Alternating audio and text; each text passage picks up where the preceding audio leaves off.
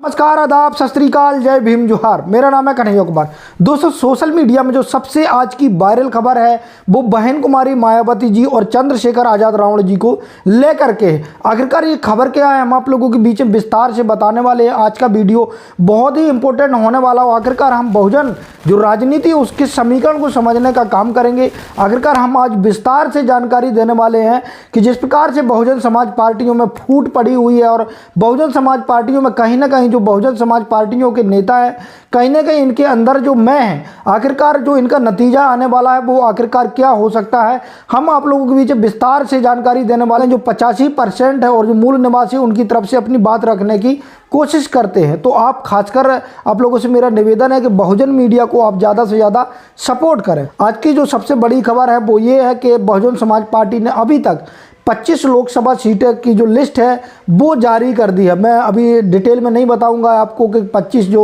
लोकसभा सीटें हैं वो कौन कौन सी है, लेकिन दोस्तों इस पर जो सबसे दिलचस्प बात ये है और कहीं ना कहीं इस पर जो सबसे ज़्यादा चर्चा चल रही है खासकर सोशल मीडिया में और मीडिया में, कि जिस प्रकार से बहन कुमारी मायावती जी ने नगीना लोकसभा सीट से अभी तक किसी को प्रत्याशी नहीं बनाया है।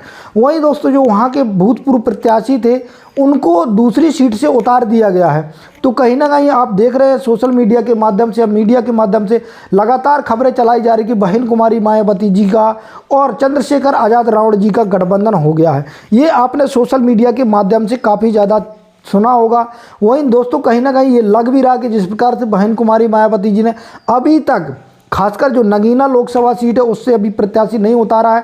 लेकिन दोस्तों एक और जो सबसे ज़्यादा चर्चा बनी हुई है वो ये बनी हुई है कि जिस प्रकार से आपने देखा होगा कि कांग्रेस पार्टी और समाजवादी पार्टी ने चंद्रशेखर आज़ाद रावण को एक सबसे बड़ा आश्वासन दिया था कि आपको नगीना लोकसभा सीट है वो छोड़ी जाएगी और उनको गठबंधन में लेने की बात की थी। लेकिन दोस्तों सबसे बड़ी समझने वाली बात ये है कि जिस प्रकार से जो धोखा दिया है अखिलेश यादव जी ने, खासकर नगीना लोकसभा सीट मनोज जी को प्रत्याशी बना दिया गया है नगीना लोकसभा सीट से।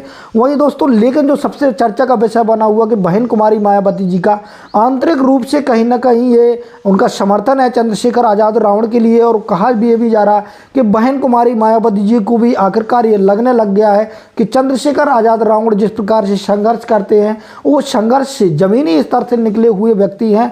आखिरकार ऐसे लोगों को खासकर संसद जाना बहुत ज़रूरी है, ऐसा लोगों का मानना। इसलिए बहन कुमारी मायावती जी उनको अंदर से सपोर्ट करने का काम कर रही हैं। लेकिन दोस्तों अभी तक जो बहुजन समाज पार्टी ने लोकसभा सीटों की जो लिस्ट जारी की है, मैं न्यूज़ रिकॉर्ड कर रहा हूं, अभी तक 25 लोकसभा की जो सीटें हैं बहन कुमारी मायावती जी ने घोषित कर दी है, लेकिन नगीना लोकसभा सीट अभी भी खाली रखी हुई है।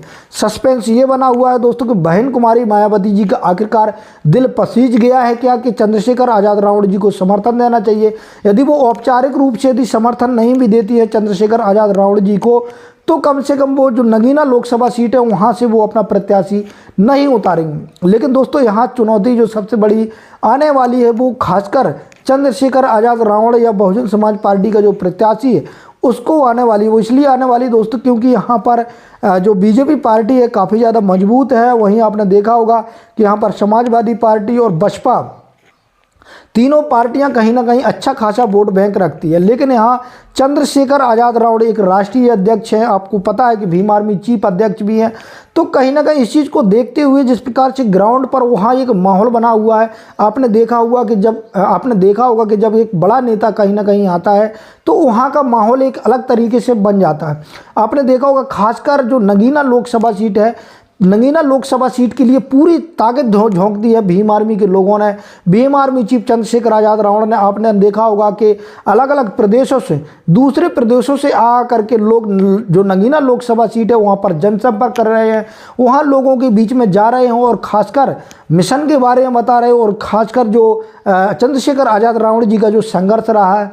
वैसे सभी लोगों को पता है जो बहुजन समाज के लोग हैं, लेकिन फिर भी सभी लोगों का ये प्रयास है कि जो खासकर चंद्रशेखर आज़ाद रावण जी अपने बहुजन समाज के लिए, एसटी ओबीसी समाज के लिए मुखरता से लड़ाई लड़ने का काम करते हैं। इसलिए उनका मिशन लोगों तक पहुंचना बहुत ज़रूरी है। और खासकर मेरा भी मानना है कि ऐसे लोगों को जो संघर्षशील व्यक्ति होते हैं और जो समाज के लिए लड़ाई लड़ते हैं ऐसे लोगों को संसद पहुंचना बहुत ज़रूरी है। आपकी राय क्या है, आप कमेंट के माध्यम से बता सकते हैं। अभी तक की जो खबर है दोस्तों वो यही है कि बहन कुमारी मायावती जी ने नगीना लोकसभा सीट से अभी तक किसी को प्रत्याशी नहीं बनाया है।